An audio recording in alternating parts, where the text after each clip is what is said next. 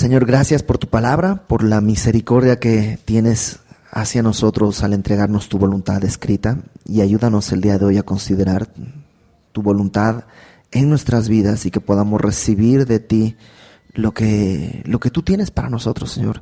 Dirección, consuelo, exhortación, y todo esto para tu gloria, Señor. En el nombre de Jesús. Amén. El capítulo 7 nos va a mostrar una escena que sucede varios años después de lo que vimos en el capítulo 6. En el capítulo 6 vimos la muerte del rey Usías y el llamado a Isaías. El rey Usías murió. A su muerte le siguió su hijo, el rey Jotam, que fue un buen rey también. Reinó 16 años, fue un buen rey. Y a la muerte de Jotam le siguió Acaz.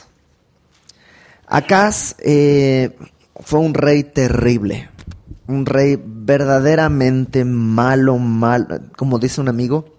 Él no era malo, era peor, ¿no?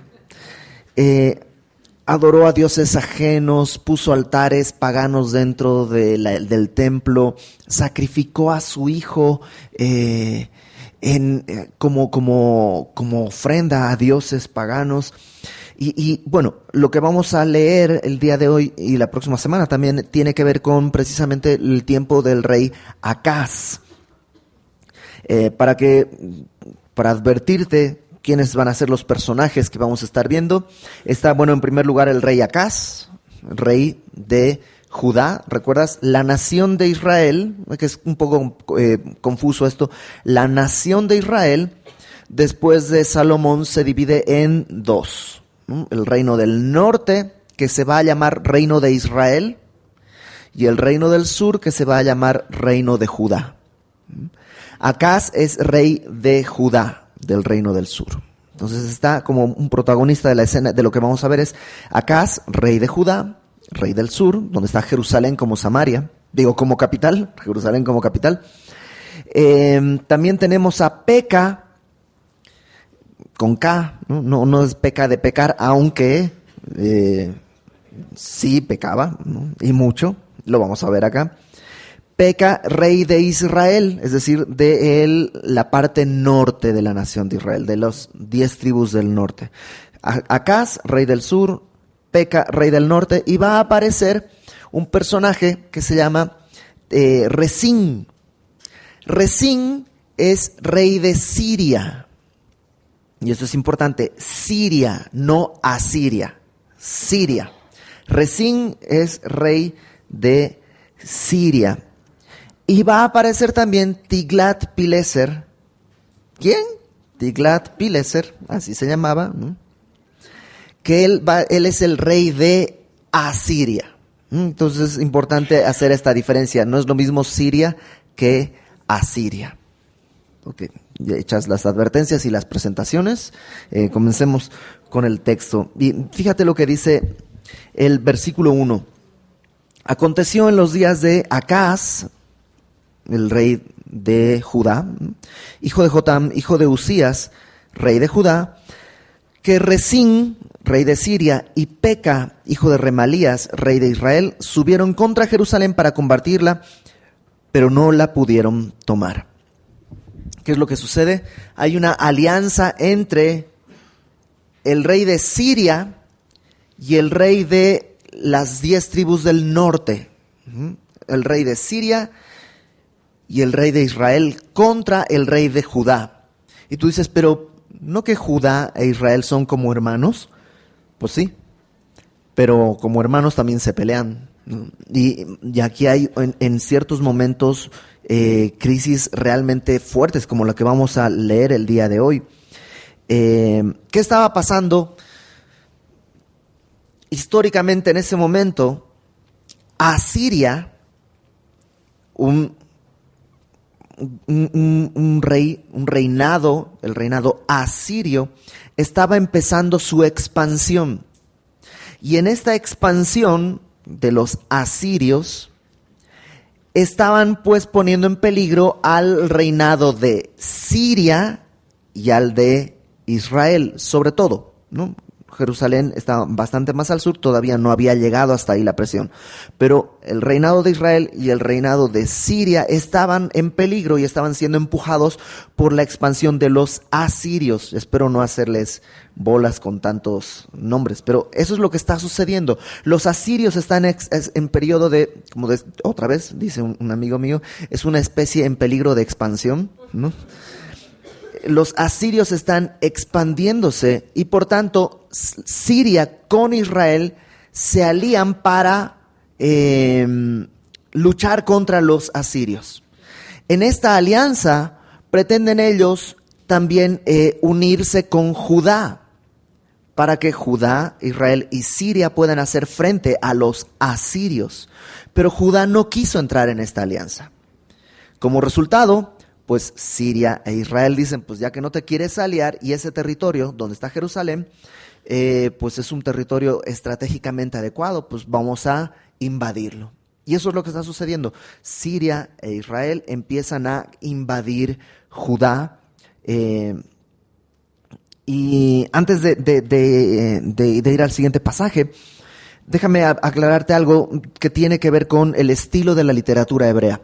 En muchos pasajes, no solo en la Biblia, pero los podemos reflejar en nuestra Biblia, la forma de narrar judía era contarte como el desenlace y luego contarte cómo se desarrolló todo, ¿no? Y lo vemos, por ejemplo, en Génesis muchas veces. Génesis te narra la creación, 7 días, y luego te vuelve a narrar, pero ya explicándote día por día qué fue lo que pasó con más detalles.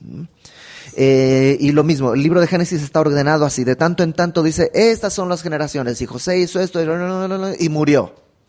Y luego empieza a contarte la vida de José, a pesar de que ya te dijo que se murió, te empieza a contar su vida, porque así es, o sea, te narra el desenlace, y luego poco a poco. Y acá sucede lo mismo.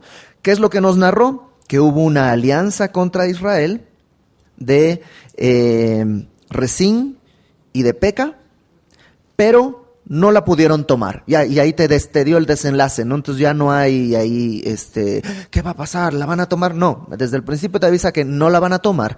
Del versículo 2 en adelante va a ser el desarrollo de qué fue lo que sucedió. ¿Sí me explica? Bueno, ok. Entonces, acompáñame por favor a Segunda de Crónicas, capítulo 28. Segunda de Crónicas, o más bien el segundo libro de Crónicas, capítulo 28, para ver un poquito esto, lo que estaba sucediendo alrededor de Acaz en este momento. Dice Segunda de Crónicas 28, versículo 1. De 20 años era Acaz cuando comenzó a reinar, y 16 años reinó en Jerusalén. Mas no hizo lo recto ante los ojos de Jehová como David su padre. Antes anduvo en los caminos de los reyes de Israel. Además hizo imágenes fundidas a los Baales. Quemó también incienso en el valle de los hijos de Hinnom, e hizo pasar a sus hijos por fuego conforme a las abominaciones de las naciones que Jehová había arrojado de la presencia de los hijos de Israel. Asimismo sacrificó y quemó incienso en los lugares altos, en los collados y debajo de todo árbol frondoso. O sea, fue un rey terrible en todos los sentidos. Verso 5. Por lo cual Jehová su Dios lo entregó en manos del rey de los sirios, los cuales lo derrotaron y le tomaron gran número de prisioneros que llevaron a Damasco. Fue también entregado en manos del rey de Israel, el cual lo batió con gran mortandad, porque Peca, hijo de Remalías, mató en Judá en un día 120,000 hombres valientes, por cuanto habían dejado a Jehová, el Dios de sus padres.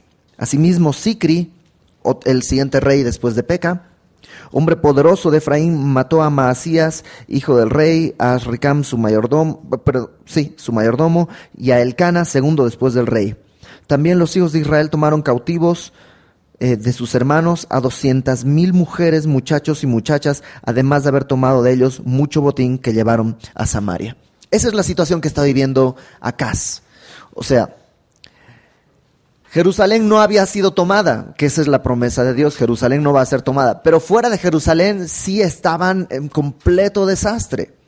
¿Qué es lo que leímos acá? Que habían matado, ¿cuántos? ¿100,000? 120,000, ¿no? En un día, 120,000 hombres valientes. ¿Te imaginas el ejército de de Judá, el ejército de Acaz, sale a pelear con sus mejores hombres y 120,000 en un día mueren. Y luego se llevan prisioneras a 200,000 mujeres, hombres, muchachos y muchachas. O sea, la situación que está viviendo Acaz es difícil, es una situación complicada, ¿no?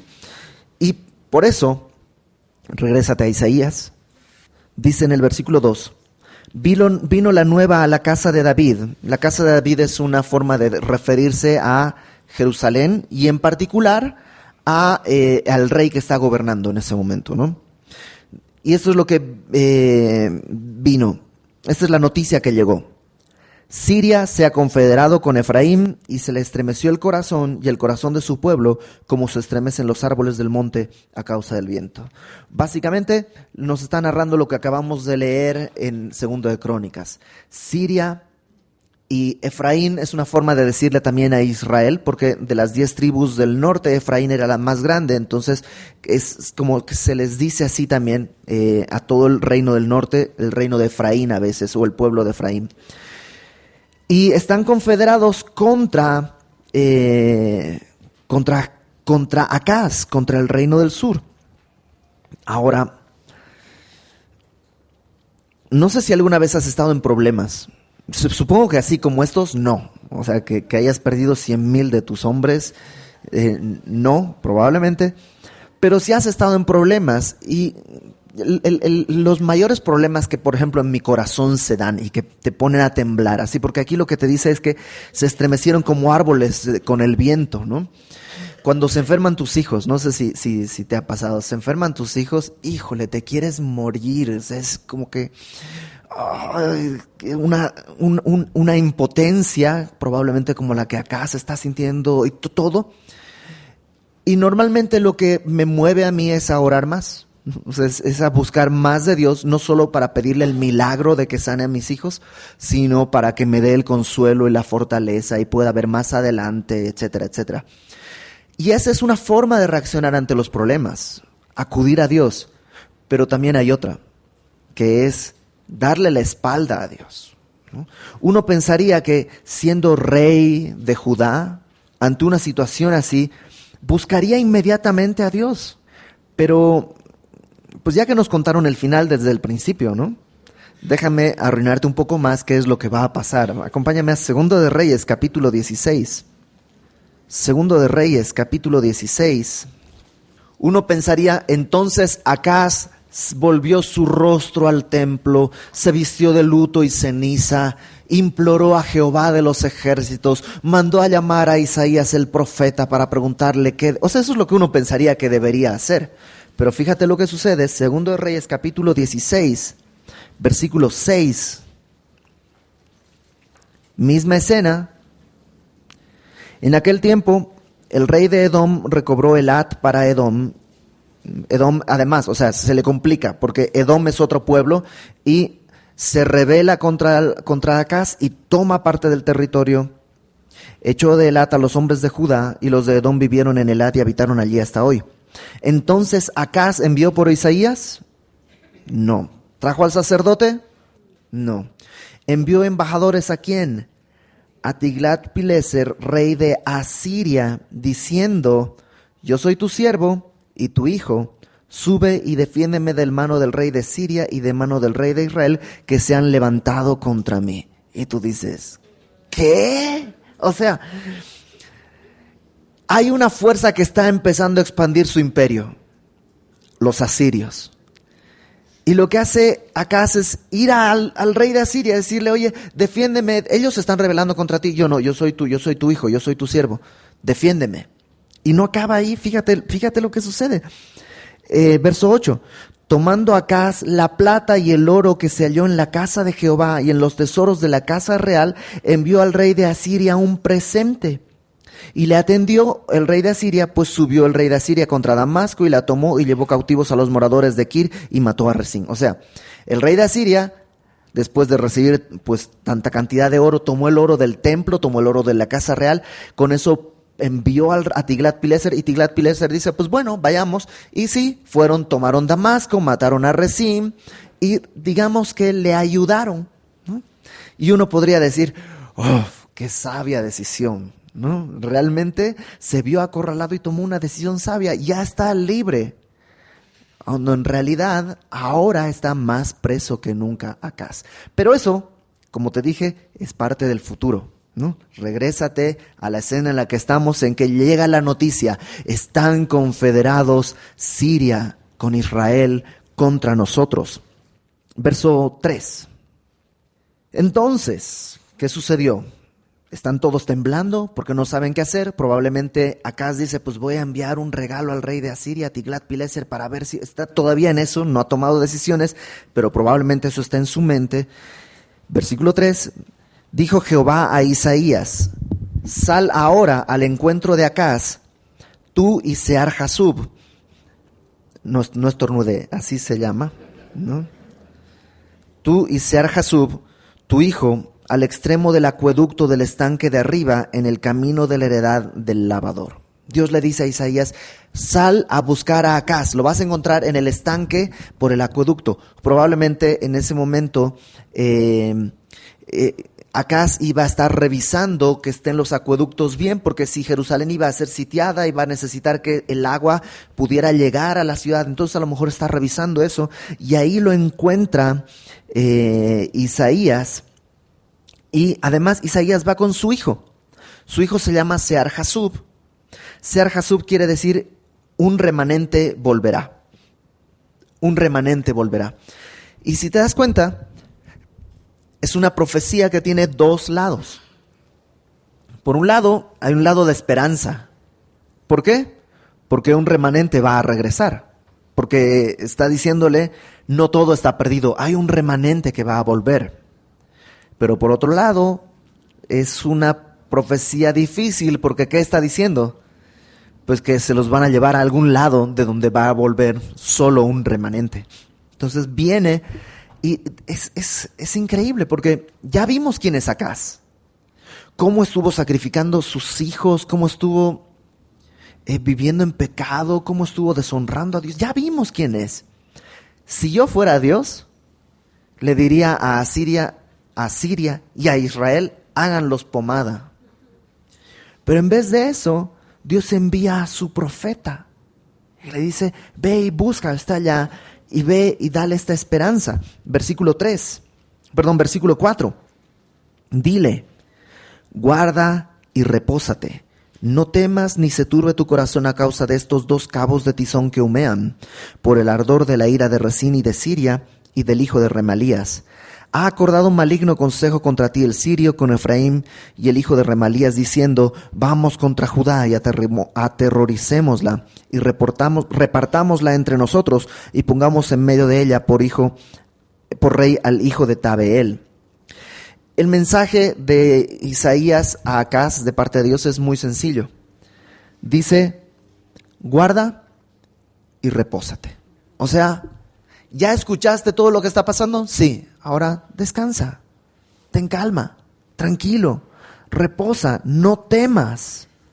¿Por qué? Los que te van a atacar, ¿cómo los define? Son dos cabos de tizón que humean. El tizón era un palito que se usaba para remover las brasas. O sea, no era una brasa ni siquiera, era un palo que se usaba para remover las brasas, y pues evidentemente al estar en contacto con las brasas no se encendía, pero sí humeaba, ¿no? Entonces lo sacabas y humeaba. Y lo que está diciéndole Dios a Acaz por medio de Isaías es, ¿sabes quién te ataca? Un pedazo de tizón que humea. O sea, no es fuego, nomás humea. No es brasa caliente, nomás humea. No hay nada de qué temer. Tranquilo, tú descansa, guarda y reposa. Tienen ira, pero no tienen fuego. No te van a hacer nada. Versículo 5, lo que Dios le dice es, yo sé lo que están haciendo. Yo no estoy distraído. Han hecho un acuerdo para destruirte, para quitar a Acaz y poner como rey al hijo de Tabeel. ¿Quién es el hijo de Tabeel? ¿Quién sabe? Pero la idea supongo que era como poner un rey títere. O sea, quitamos a Acaz y ponemos un rey títere para que ahora sí se alíe con nosotros en contra de los asirios. Ese era el plan. Y Dios dice, yo sé cuál es el plan que tienen. Yo sé qué es lo que quieren hacer. Estoy atento, estoy al tanto. Porque muchas veces cuando pasamos por tiempos difíciles, ¿nunca has vivido tiempos así que dices, híjole, ahora sí, ya me cargó el payaso, ¿no? Ya no hay escapatoria, ya no hay salida. Y Dios dice, ¿sabes qué? Ese enemigo que tú dices que es fuerte, son 2 tizones que humean. Y estoy al tanto. A veces pensamos, Señor, ¿estás distraído? ¿No te das cuenta de lo que está pasando? ¿Por qué permites lo que está pasando? Probablemente acá se estaba diciendo, ¿dónde está Dios? ¿Por qué 100,000 muertos? ¿Por qué murieron 100,000 de mis mejores hombres? ¿Por qué se llevaron cautivos a 200,000 muchachas y muchachos y mujeres? ¿Dónde está Dios? Y viene Isaías y le dice, Dios está al tanto, Dios está atento, Dios sabe lo que Él está haciendo. Verso 7, fíjate el veredicto de Dios. Por tanto, Jehová el Señor dice así, no subsistirá ni será. O sea, esto no va a suceder. La invasión y lo que quieren no va a suceder. Porque la cabeza de Siria es Damasco. Damasco era la capital de Siria.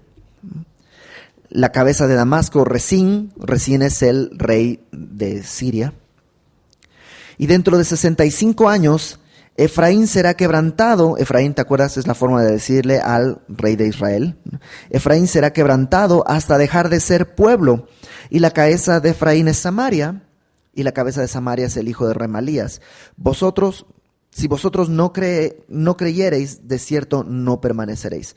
Lo que Dios dice como veredicto es, nada de lo que ellos piensan va a suceder. Es más, de aquí a 65 años, el reino del norte ni siquiera va a ser pueblo. Van a ser conquistados, van a desaparecer, no van a existir. Nada de esto va a suceder, nada de lo que temes va a suceder. Pero le hace una advertencia al final del versículo 9. Ahora, si vosotros no creyereis, de cierto no permaneceréis. La frase de cierto, en algunos manuscritos dice en mí, porque en hebreo desierto y en mí aparentemente se escriben son parecidos no son letras, las cosas esas que dibujan, ¿no? Entonces pareciera que dijera, si vosotros no creyereis en mí, no permaneceréis. Si no dice eso, de todos modos es el mismo mensaje. Si ustedes no creen, de cierto, en serio, no van a permanecer. Para permanecer necesitan una cosa, creer. Básicamente el mensaje de Dios es, 1, no temas, no son un gran problema, son 2 tizones encendidos, humeantes. Número 2, sé lo que traman. Número 3, nada de lo que ellos piensan lo van a poder lograr. Y número 4, tienes que creer para permanecer. Y ahora, si crees que hasta aquí Dios ha sido extremadamente bueno, fíjate lo que pasa en el versículo 10.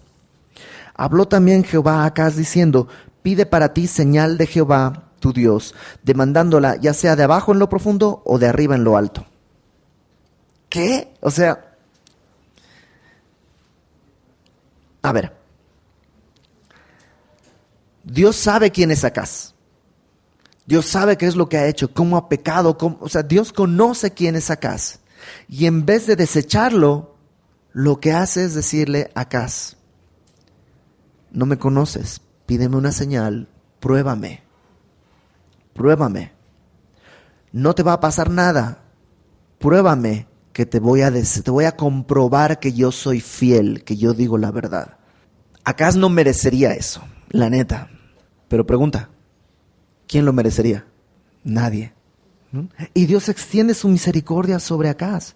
Acaz ha estado confiando en dioses falsos, en rituales falsos, y Dios, en vez de hacerlo a un lado, le dice, conóceme, ponme a prueba. Checa si fallo o no. Cuán grande es el amor de Dios por Acaz. No, realmente Dios está humillándose a decirle, pruébame. Y la respuesta de Acaz es terrible. Fíjate lo que dice en el versículo 12. Respondió Acaz: no pediré y no tentaré a Jehová. Y tú dices, ¿qué? O sea, no estás tentando a Jehová. Sí, entiendo, tentar a Jehová en la Biblia es peligroso, pero es Dios que está diciéndote, pruébame. Tentar a Jehová sería no obedecerle, ¿no? Parece muy piadoso. Parece muy piadoso, y ahí tú ponle el acento y el tonito y las palabras piadosas que tú conozcas, ya sea gloria a Dios, amén, aleluya. ¿Cómo crees? Yo no voy a tentar a Jehová o lo que tú quieras, pero está así todo, no, ¿cómo crees? Yo no, jamás. ¿Cómo voy a poner a prueba a Dios? No, pero realmente ya sabemos qué es lo que Acaz tiene planeado hacer. Tiene planeado aliarse con Asiria, con la potencia que está surgiendo. Y yo creo que en su mente dice, a ver, si le pido una prueba y me cumple, pues voy a tener que creerle a Dios. Ya no voy a poder aliarme con Asiria. Me conviene más aliarme con Asiria, esa es la potencia que está creciendo. Una de dos, o me alío con ellos ahorita, o me alío con Dios y voy a ser enemigo de los asirios. Y ellos se ve que van creciendo. Entonces, pareciera muy piadosa su respuesta, no voy a tentar a Dios, pero realmente su corazón no, o sea, Juan capítulo 3, versículo 19 lo pone de esta manera. La luz vino al mundo y los hombres amaron más las tinieblas que la luz. Y eso es lo que está haciendo Acaz. Está amando más las tinieblas. O sea, Dios está abriendo las puertas así para decir, pruébame, ponme a prueba. ¿Qué quieres? O sea, ya, ¿qué más podía pedir? Es que no sé, Señor, ¿dónde has estado? ¿Por qué han muerto 100,000 hombres? Ok, pruébame que voy a ser fiel. ¿Qué quieres? No, ya tenía un plan. Ya tenía un plan. Fíjate, en Segunda de Reyes, capítulo 6, lo que vimos hace un momento, capítulo 16, perdón, justo donde nos quedamos. Verso 10. Chécate lo que había realmente en el corazón de Acaz. O sea, no es un asunto de quién podrá ayudarme. Y Dios viene y dice, y dice, no, llegaste tarde, ya me estaba queriendo ayudar Tiglat-Pileser. Si hubieras llegado antes, te hubiera elegido a ti, pero híjole, No es un asunto de oportunidades, es un asunto del corazón. Fíjate qué es lo que hay en el corazón de Acaz. Verso 10 de 2 Reyes 16. Después fue el rey Acaz a encontrar a Tiglat-Pileser, rey de Asiria, en Damasco, y cuando vio el rey Acaz el altar que estaba en Damasco, o sea, esta es la escena después de que Tiglat-Pileser lo rescata. Va a casa a Damasco a agradecerle y ve un altar y envía al sacerdote Urías el diseño y la descripción del altar conforme a toda su hechura, y el sacerdote Urías edificó el altar conforme a todo lo que el rey Acaz había enviado de Damasco, y así el sacerdote Urías, entre tanto que el rey Acaz venía de Damasco. Y luego que el rey vino de Damasco y vio el altar, se acercó a él y ofreció sacrificios en él y encendió en él su holocausto, su ofrenda, derramó sus libaciones, esparció la sangre de sus sacrificios de paz junto al altar, e hizo acercar al altar de bronce que estaba delante de Jehová en la parte delantera de la casa, entre el altar y el templo de Jehová, y lo puso al lado del altar hacia el norte, y mandó el rey Acaz al sacerdote Urías diciendo, en el gran altar encenderás el holocausto de la mañana, y el holocausto de la tarde, y el holocausto del rey y su ofrenda, y asimismo el holocausto de todo el pueblo y de la tierra y de su ofrenda y sus libaciones. Me brinqué un pedazo, ¿no? Verso 15. Mandó el rey Acaz al sacerdote Urías diciendo, en el gran altar encenderás el holocausto de la mañana y la ofrenda de la tarde, y el holocausto del rey y su ofrenda, y asimismo el holocausto de todo el pueblo de la tierra y su ofrenda y sus libaciones, y esparcirás sobre él toda la sangre del holocausto y toda la sangre del sacrificio. El altar de bronce será mío para consultar en él, ¿no? O sea, realmente Acaz llega a Damasco, ve un altar pagano y dice, pues esto es tecnología. O sea, nosotros tenemos un altar ya viejo, este está mucho más padre, tiene imágenes más bonitas, y pues vamos, y le saca una foto, ¿no? Y se la envía por mail, y al sacerdote, hazme uno igualito. Y cuando regresa, dice, sí, está increíble, ¿sabes qué? Reorganicemos aquí el tabernáculo, tiene mucho tiempo el templo así como, pues vamos a rearmarlo y aquí ponme mi altar y aquí está el tuyo. Tú sacrificas aquí todo lo que tienes que hacer, todas esas cosas de ustedes, en cambio yo voy a hacer acá mis sacrificios. El corazón de Acaz estaba ya entregado a la oscuridad, a desechar a Dios. No es que los hombres no entendieron la luz y por eso quedaron en tinieblas. No es una cuestión de entendimiento, no es una cuestión de evidencia, no es una cuestión de oportunidad. Es que los hombres amaron más las tinieblas que la luz porque sus obras eran malas. Por eso Isaías dice en el verso 13, dijo entonces Isaías, oíd ahora, casa de David. Y pareciera que esta porción es Isaías hablando, digamos, a título personal. No tanto, entiendo, o sea, todo lo que está en la Biblia es palabra de Dios, pero Isaías aquí está hablando como que viene y le da este mensaje, Dios dice, pruébame. Y acá dice, no, ¿cómo crees? No, para nada. Y de alguna manera es como que Isaías le dice, ¿qué estás haciendo? O sea, oíd ahora, casa de David. ¿Os es poco ser molestos a los hombres, sino que también lo seáis a mi Dios? O sea, de alguna manera está diciéndole, ¿qué te pasa? ¿Por qué estás desechando a Dios? ¿Por qué estás desechando lo que Dios está poniendo delante de ti? Verso 14. Y le dice, por tanto, el Señor mismo os dará señal. O sea, tú no quieres señal para no comprometerte, pero Dios te va a dar la señal de todos modos. No puedes esconderte de la evidencia del amor de Dios. No puedes escaparte. No puedes decir yo no sabía.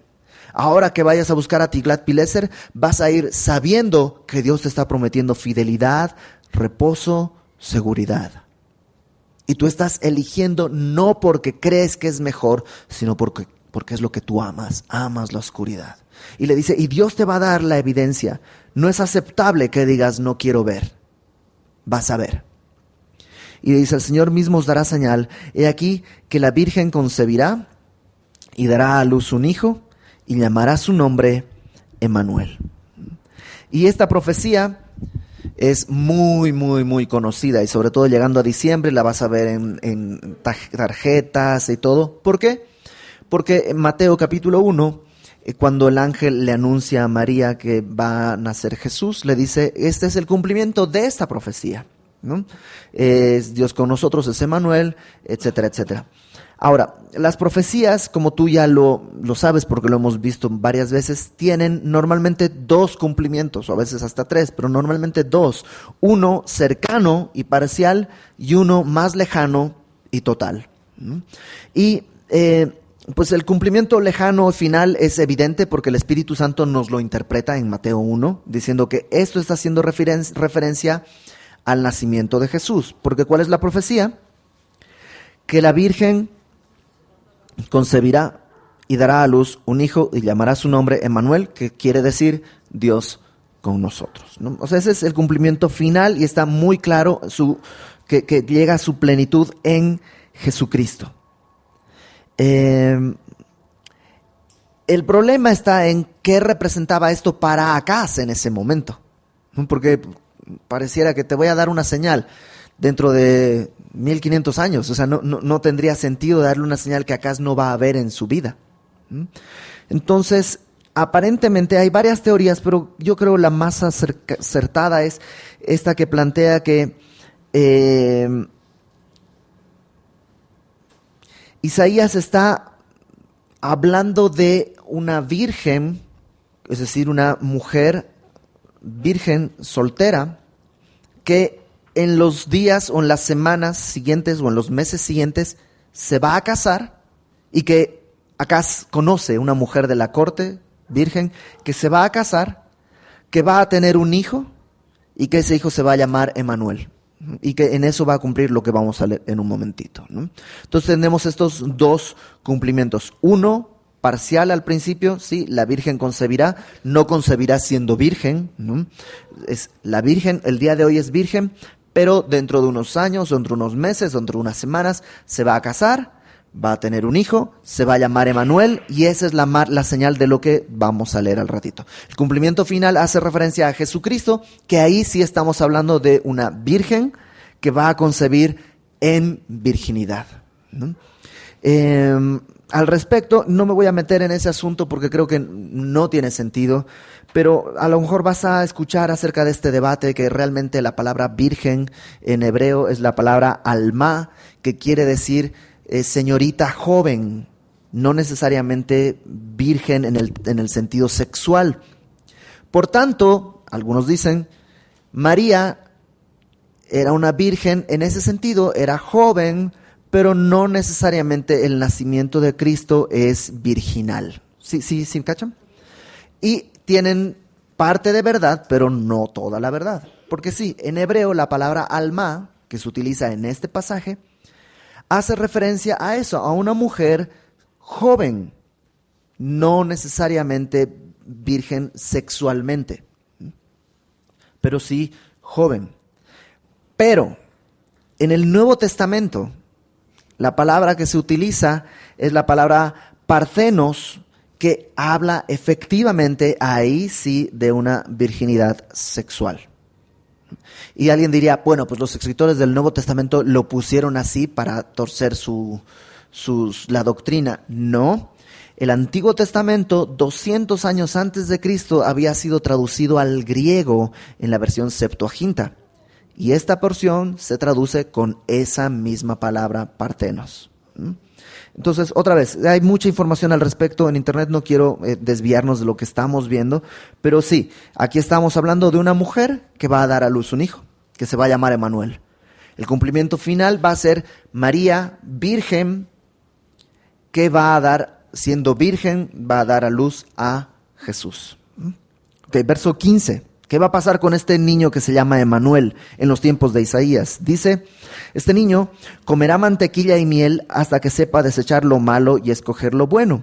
Pero antes que el niño sepa desechar lo malo y escoger lo bueno, la tierra de los dos reyes que tú temes será abandonada. O sea, este niño cuando nazca va a llegar a cierta edad en la que ya va a saber desechar lo bueno de lo malo, antes de que llegue a esa edad que pues puede variar, depende de qué edad será, pero o sea, no estamos hablando de los 15 años, ¿no? Cuando Emanuel tenga, digamos, 2 años, por poner una media, antes de que Emanuel tenga 2 años, los dos reyes que te atemorizan van a tener sus tierras desoladas, abandonadas. Y Dios le está dando esta señal a Acaz.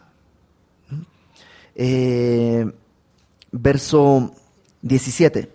Y Jehová, checa, ahí no termina el mensaje.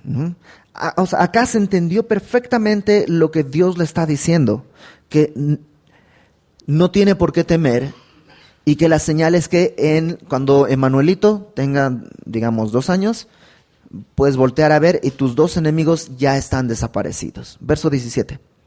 Jehová, pero viene la otra parte de la profecía, Jehová hará venir sobre ti, sobre tu pueblo y sobre la casa de tu padre, días cuales nunca vinieron desde el día que Efraín se apartó de Judá, esto es, al rey de Asiria.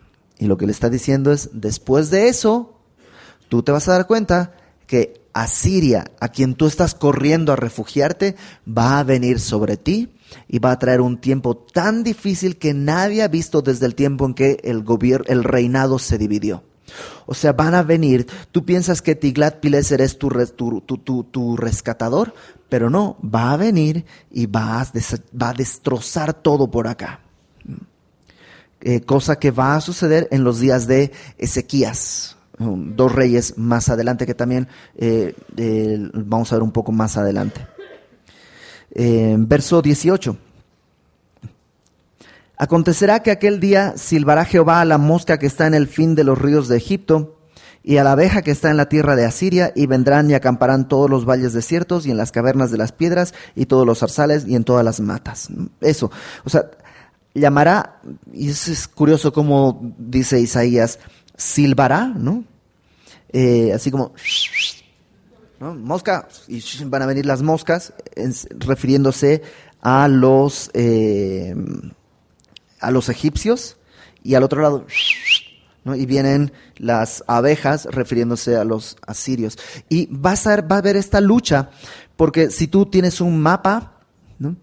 Siria, si me pongo de este lado, Siria está acá, todo esto va a ser el gobierno de Asiria, Jerusalén está aquí y Egipto está acá. O sea, Jerusalén está en medio.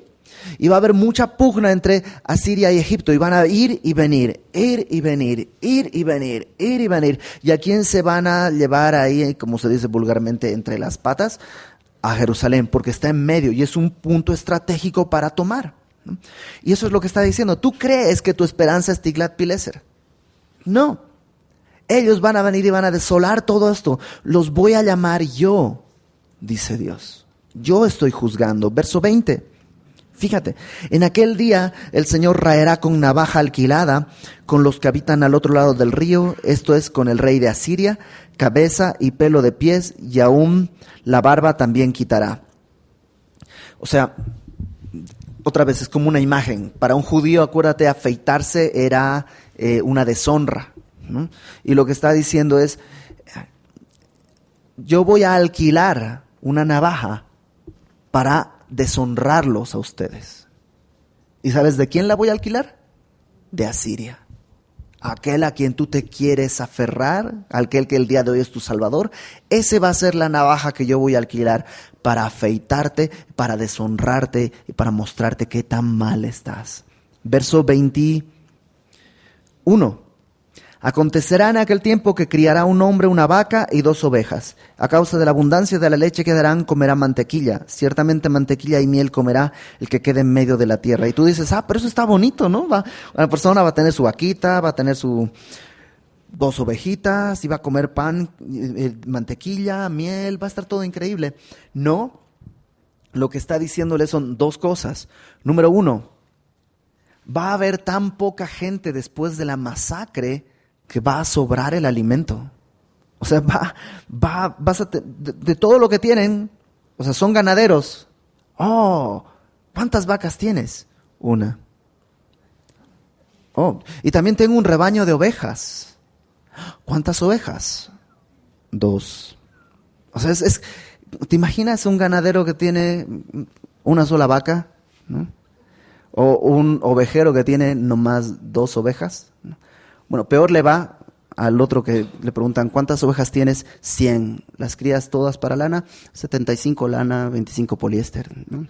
Ok, está hablando de que la ganadería o sea, no va a haber abundancia, no va a haber riqueza. Por otro lado, la mantequilla y la miel de la que está hablando acá, es la comida de las tribus nómadas. O sea, no hay agricultura.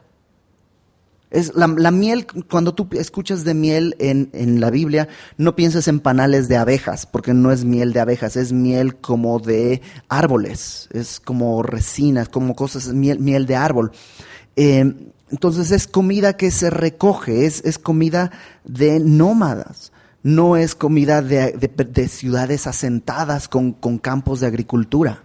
O sea, todo eso ha desaparecido en el tiempo en el que va a venir todo esto. Verso 23. Acontecerá también en aquel tiempo que el lugar donde había 1000 vides que valían 1000 siclos de plata será para espinos y cardos. Con saetas y arco irán allá, porque toda la tierra será espinos y cardos, ¿no? O sea, ¿dónde tienes tu viñedo? Es aquí a 3 kilómetros. Pues vamos. Bueno, espérate, o sea, hay que llevar saetas, hay que llevar armas, porque hay animales salvajes, porque hay que llevar un machete, porque todo está lleno de espinas, o sea, está todo abandonado, no hay gente para labrar la tierra, hay una desolación absoluta. ¿Por qué? Porque acá se está decidiendo aferrarse a Tiglat-Pileser. Y a todos los montes que se cavaban con azada no llegarán allá por el temor de los espinos y de los cardos, sino que serán para pasto de bueyes y para ser hollados de los ganados. Hay una desolación absoluta, la tierra está... ¿Y sabes qué es lo peor? A pesar de toda esta crisis que están viviendo y que va a vivir Ezequías, porque Ezequías viene, está en Jerusalén todo escondido, cuando viene todo el ejército de los asirios, destrozando todo, haciendo lo que acabamos de leer. Dios va a guardar a Ezequías y va a hacer milagros y los va a librar y los va a cuidar. O sea, es increíble que Dios otra vez extienda su misericordia, a pesar de la necedad de esta gente. Y por eso tú y yo tenemos esperanza. Déjame resumir en un par de cosas que creo que es importante que recordemos. Todos vamos a vivir tiempos de crisis, como Acaz. O sea, momentos en que vienen malas noticias. Tal vez no son 100,000 hombres que has perdido, tal vez son 100,000 pesos. Tú dices, tal vez no son 100,000 pesos, tal vez son 10,000. O tal vez son 1,000. O tal vez son 100 pesos. Pero hay momentos de crisis económica, crisis en salud, hay todo tipo de crisis en las que tú y yo atravesamos. Pero Dios una y otra vez en las Escrituras nos dice, guarda y repósate. Romanos 8:28, tú te lo sabes. Y sabemos que a los que aman a Dios, todas las cosas les ayudan a bien. ¿Qué está diciendo Dios? No todas las cosas salen bien, pero todas las cosas ayudan a bien. Así que guarda, repósate. Filipenses 4, versículos 6 y 7, que se lo saben. ¿Qué dice? Filipenses 4, versos 6 y 7. Por nada estáis afanosos, si no sean conocidas vuestras peticiones en toda oración y ruego. ¿Qué dice después? Con acción de gracias, y el versículo 7 dice, y la paz de Dios que sobrepasa todo entendimiento guardará vuestros corazones y vuestros pensamientos en Cristo Jesús. O sea, no estés afanoso, sino ora, por nada estéis afanosos, sino sean conocidas vuestras peticiones. Guarda, repósate. Y te doy una más, Primera de Pedro capítulo 5, versículo 6, y te estoy tomando solo 3 de miles que hay en la palabra. Primera de Pedro 5, versículo 6, dice, humillaos pues bajo la poderosa mano de Dios para que Él os exalte cuando fuere tiempo. Y el versículo 7 dice, ¿cómo me puedo humillar delante de Dios? Echando toda mi ansiedad sobre Él, porque Él tiene cuidado de nosotros. O sea, guarda, repósate. Y hay, miles de versículos que te pueden decir eso. Guarda, repósate. No corras a lo que crees que es tu primera salida. Es que me cortó mi novia o me cortó mi novio y no sé qué hacer. Ok, guarda y repósate. Aférrate al Señor. Pero es que la bebida, no sé a dónde puedes correr. Hay gente que corre la bebida, hay gente que corre las drogas, hay gente que corre de una relación a otra, hay gente que corre de shopping, ¿no? Y encuentra en eso su descanso, y luego está la tarjeta terriblemente inflada. Hay gente que corre a la tele, hay gente, pero ¿sabes qué? Guarda y repósate, echa tu ansiedad sobre el Señor. Pero me dirás, ¿y la prueba? Porque a Acaz Dios le dijo, pídeme una prueba. Dios ya puso la prueba. La prueba es la cruz. La prueba es la cruz. Siendo enemigos, Cristo vino a morir por nosotros. No hay mayor prueba que esa. No existe, no puede haber mayor prueba que la cruz para nosotros. Ahora, si tú dices, pero es que esa no es una prueba, entonces el problema es mucho más profundo. Estamos hablando que eres un inconverso. Y ahí el problema no son 100,000 pesos, el problema es que estás muerto en tus delitos y pecados. Pero si has nacido de nuevo, la cruz es suficiente evidencia. Romanos 8, versículo 32 dice, el que no escatimó ni a su propio Hijo, sino que lo entregó por todos nosotros, ¿cómo no nos dará también con Él todas las cosas? No hay más prueba de su amor. Entonces, en los momentos de crisis, no corras a aquello que puede ser tu primera escapatoria, sino guarda, repósate, busca a Dios. No seas como Acaz. No seas como Acaz tratando de aferrarte de algo que te va a clavar los dientes en la espalda apenas te des la vuelta. No seas como Acaz tratando de aferrarte a tu plan en vez de humillarte a buscar del Señor lo que Él quiere. Dios es bueno. Pues vamos a orar. Señor, gracias porque eres bueno, porque en tu fidelidad nos has tomado, nos has levantado y eres tú quien nos sostiene. Ayúdanos, Señor, a no refugiarnos en nada que no sea tu gloria. Lo único que anhelamos es gloria para tu nombre, Señor. Tú conoces a mis hermanos, las situaciones que están viviendo y si hay crisis en sus vidas, si hay desesperanza, si hay momentos difíciles, que pareciera que no hay salida.